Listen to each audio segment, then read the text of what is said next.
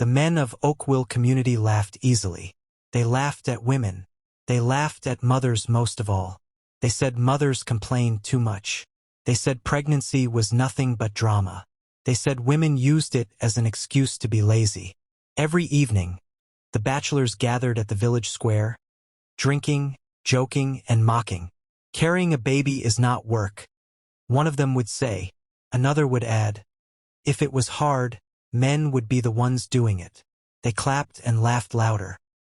None of them noticed the silence of the women passing by. None noticed the way mothers tightened their wrappers and held their children closer. Respect had left Oakville slowly, and no one tried to bring it back. That night, the sky was strange. The moon sat low and red like it was watching. The wind stopped blowing. Dogs whimpered for no reason. Mothers locked their doors early and prayed quietly. Inside their homes, the bachelors slept without care. Before dawn, pain crept into their bodies. It started as a tight pull in their stomachs, then heat, then pressure. By morning, Oakville would never be the same again. When the sun rose, screams followed it. At first, people thought it was a fight. Then they thought it was madness. Men ran out of their houses holding their stomachs, faces wet with sweat, voices shaking with fear. "My body feels wrong," one shouted. Another fell to the ground, crying like a child. The women stood in doorways, confused and afraid. Mothers exchanged looks they could not explain. In the clinic, the nurse froze when the first man was examined. She checked again, then again. Her hands shook. "This is not possible," she whispered. But it was. Every bachelor in Oakville carried life inside him. Not sickness, not swelling, pregnancy. The news spread faster than fire. Men denied it. They shouted. They accused the clinic of lies. But the pain did not stop. The nausea came. The weakness followed. By afternoon, some could not stand. The same men who once mocked morning sickness now vomited behind bushes. The same men who laughed at childbirth now begged for help. Mothers watched quietly. No one laughed anymore. By the second day, fear ruled Oakville. The pregnant men stayed indoors, hiding from the world. Some refused to eat. Some refused to talk. Many cried when no one was watching. The elders called an emergency meeting. They spoke in low voices, heavy with worry. No explanation made sense. No prayer was strong enough to answer every question. "How long will this last?" someone asked. No one knew. The women were asked to help. At first, many refused. Their pain was old and deep. But mothers, by nature, no care even when hurt. They brought food. They brought advice. They brought calm voices. The men listened now. They listened when mothers spoke about back pain, about fear, about sleepless nights, about carrying life while still standing strong. Some men apologized softly. Others cried openly. One man, Jorin, who once said mothers were weak, now held his stomach and whispered, "I didn't know." The women heard, and they remembered everything. Weeks passed. The pregnancies grew. So did understanding. Men who once walked proudly now moved slowly. They learned how hard it was to breathe when lying down. They learned how food could smell good one moment and terrible the next. They learned patience. Jorin stopped joining jokes. He stopped mocking. He started asking questions. "How did you survive this?" he asked an older mother one afternoon. She looked at him calmly.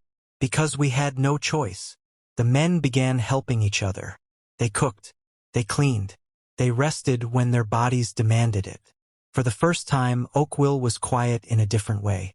There was no laughter at pain, only reflection. At night, many men dreamed of crying babies. They woke up sweating, afraid of what was coming. The women waited. They knew the hardest lesson had not yet arrived. The pain began suddenly. One night, screams filled Oakville again. But this time, they were deeper, rawer. Labor had started. "I didn't know it would feel like this. Is this what women endure? Please, help me breathe. I understand now. I was wrong." For mercy, some passed out. Mothers rushed in. They gave instructions.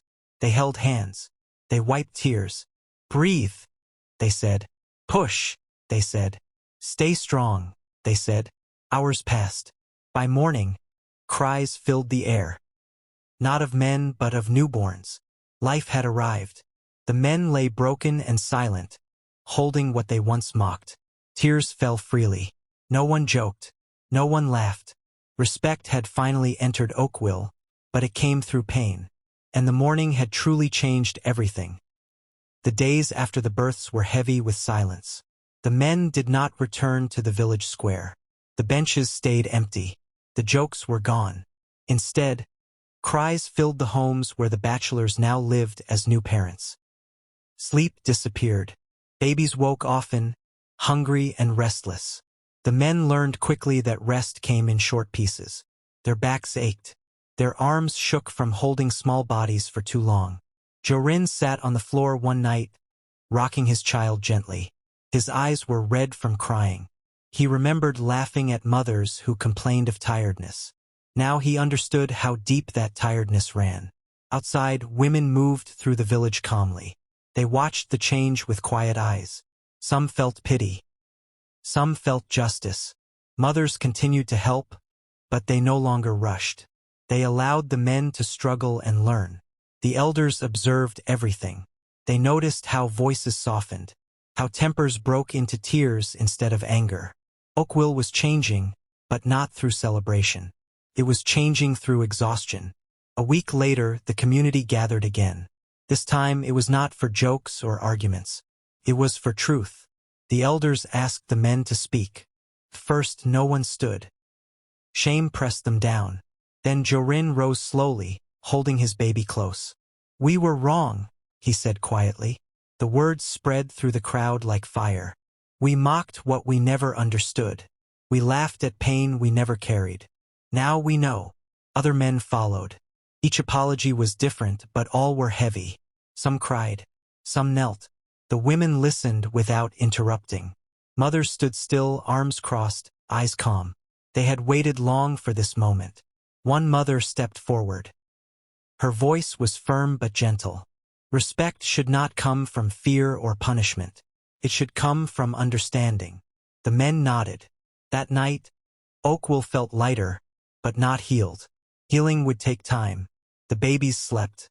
The men watched them closely, afraid and amazed. Life had taught its lesson, but it was not done yet. As weeks passed, the strange pregnancies did not reverse.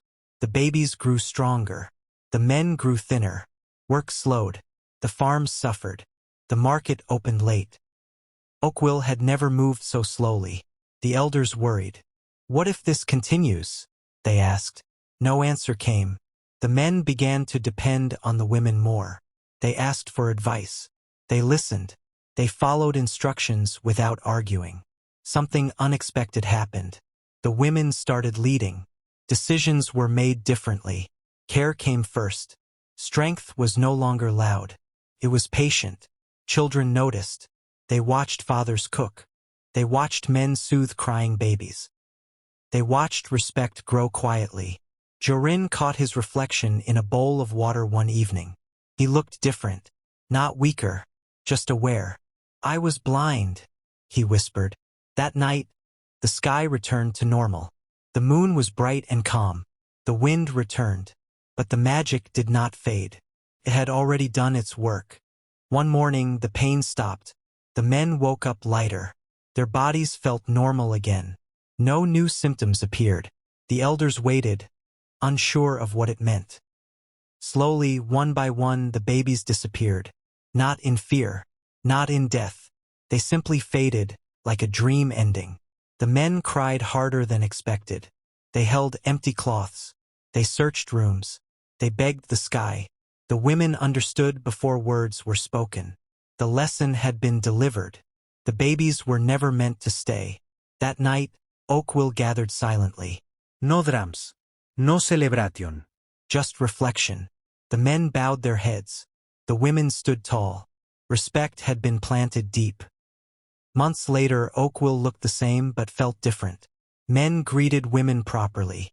Mothers were listened to. Pain was no longer mocked. When a woman complained, no one laughed. When a mother rested, no one judged. Jorin passed the village square and smiled sadly. He did not miss the old laughter. Some lessons are too costly to forget. The morning had changed everything, and Oakville would never return to what it was. Life did not return to normal quickly. Even though the babies were gone, the memories stayed. Men still woke up at night, hearts racing, expecting to hear crying. Some reached for empty cloths before remembering the truth. Jorin was one of them. He sat outside his house many mornings, watching the road slowly fill with people. Women walked with more confidence now. Mothers spoke without lowering their voices.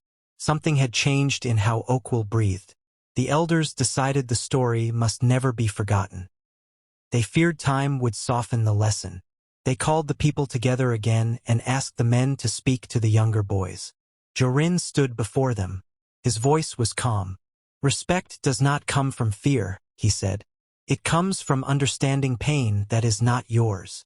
The boys listened quietly. Some laughed nervously, unsure. Others stared at the ground.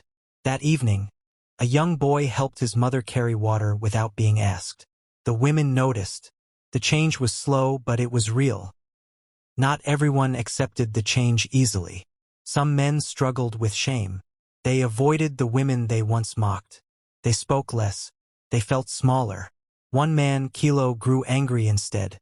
"It was not fair," he muttered. "Why only us?" His bitterness spread like smoke. A few men agreed quietly, but the women had grown stronger. They did not argue. They did not shout. They continued living with calm confidence. That calm was louder than anger. Kilo watched one evening as a mother rested while her husband cooked. No one mocked her. No one complained. Something inside him cracked. Later that night, he went to his mother's house. He had not visited in months. She opened the door slowly, surprised. Without speaking, Kilo knelt. "I'm sorry," he said. She touched his head gently. Healing did not come from magic. Came from moments like this. Oakville was learning slowly, but deeply. Orders. Travelers carried whispers to nearby towns. Some laughed. Some doubted. Some listened carefully. Visitors came to see if the change was real. They saw men fetching water. They saw fathers caring for children. They saw women speaking freely at meetings. The elders warned everyone. This is not a story for entertainment. It is a warning. Some visitors understood. Others did not. One afternoon, a man mocked the women openly at the market. The crowd went silent. Before the elders could speak, the local men stepped forward. "That is not how we speak here," Jorin said firmly. The visitor laughed once, then stopped when he saw the faces around him. Respect was now protected. Not by fear, by memory. Time continued its slow work. The village grew stronger. Children grew kinder. Boys learned early that strength was not loudness. Girls learned their voices mattered. Mothers were no longer invisible. Each year, Oakville held a quiet remembrance day. No speeches, no drama, just silence and reflection at sunrise. The men stood at the back. The women stood at the front. Jorin closed his eyes during the silence. He remembered the pain, the fear, the love that followed. He did not wish it back, but he was thankful it happened. Some lessons must be carried to be understood. The elders smiled softly as the silence ended. Oakville had been corrected. Years later, children asked questions. "Why do we respect mothers so much?" they asked. The elders answered carefully. "Because disrespect once almost broke us." They did not describe the pain. They did not describe the fear. They only said, "We learned the hard way." Jorin watched his own son help his wife one evening. The boy smiled easily without being told. The lesson had settled. The morning had changed everything. And Oakville would never forget. As years passed, Oakville became known for something unusual. It was not wealth. It was not beauty. It was respect. Visitors noticed it quickly. Men opened doors without being asked. Mothers spoke at meetings without fear. Young boys helped without being forced. Jorin often thought about how close the village had come to losing itself. He remembered the careless laughter, the cruel jokes, the pride that once ruled the square. Now, the square was a place of teaching. On some evenings, elders gathered children there and spoke of responsibility. They did not shout. They did not threaten. They spoke calmly. Pain teaches faster than words, one elder said. But wisdom helps us avoid pain. The children listened closely. Mothers sat nearby, watching. Their eyes were softer now, but strong. The village was not perfect. Arguments still happened. Mistakes were still made. But one thing remained clear. Disrespect no longer had a home in Oakville. One season, drought touched nearby communities. Families arrived in Oakville seeking help. They expected judgment. Instead, they found care. Women organized food sharing. Men built shelters. No one argued over roles. A visiting man laughed once, mocking how men worked beside women. The laughter stopped quickly. "Here we work together," Jorin said calmly. The man looked confused but said nothing more. That night, the visitors spoke among themselves. They said Oakville felt different. Not weak, not controlled, balanced. The women of Oakville did not boast. They simply lived. Some visitors stayed. Some returned home changed. Respect had become contagious. One evening, Jorin's wife fell ill. Without thinking, he took over everything. He cooked. He cleaned. He watched their children. As he worked, memories returned sharply. He remembered laughing at sick mothers years ago. Now he felt fear. He sat beside his wife through the night, holding her hand. "I understand now," he whispered. She smiled weakly. Understanding did not come from guilt anymore. Came from love. By morning, she improved. Jorin felt relief wash over him. Life had taught him well. The elders grew older. Before one passed away, he called Jorin and others close. "Promise me something," the elder said weakly. "We promise," they replied. "Never forget," he said. "Never let laughter return where respect should live." They bowed their heads. When the elder died, the village mourned quietly. During the burial, mothers stood at the front. Men followed. The order felt right. Time moved forward, steady and calm. Oakville continued teaching without shouting. Children grew into adults who did not need punishment to understand respect. The story was no longer told fully. It did not need to be. Its lesson lived in behavior. Jorin watched the sunrise one morning and smiled gently. The morning had changed everything, and it was still changing lives. Years passed quietly, but the lesson stayed loud. Oakville's children grew into teenagers who had never known the old disrespect. To them, helping a woman was normal. Listening to mothers was natural. No one needed to be reminded. Sometimes visitors tried to test the peace. One young man from another town laughed loudly one afternoon, mocking a tired woman resting by the roadside. The silence that followed was heavy. A group of boys stood up before any adult could speak. "That is not how we behave here," one said firmly. The visitor looked around, confused. No anger met him. No insults followed. Only calm strength. He left quietly. Jorin watched from a distance, his heart full. The lesson had moved beyond him. It had rooted itself in the next generation. That night, mothers slept peacefully. Their worries were lighter now. Respect no longer depended on memory alone. It lived in action. One evening, a young girl asked her grandmother a question. "Why do the men here treat women differently?" she asked. The old woman smiled gently. "Because they once forgot how important we were," she said. The girl frowned. "Did they learn?" "Yes," the grandmother replied. "They learned the hardest way." She did not explain more. Some stories are not meant to be retold fully. They are meant to shape behavior, not fear. The girl nodded and returned to her play. Outside, men and women worked together under the fading sun. No one questioned roles.